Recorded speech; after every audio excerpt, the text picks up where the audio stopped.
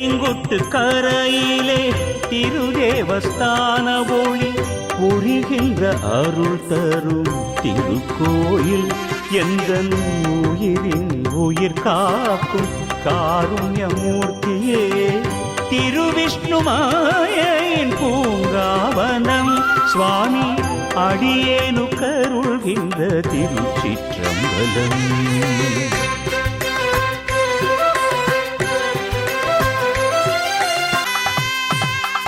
ஹரி ஹரியின் ரூபத்தில் காட்சி தரும் எங்கள் குருவாயருளும்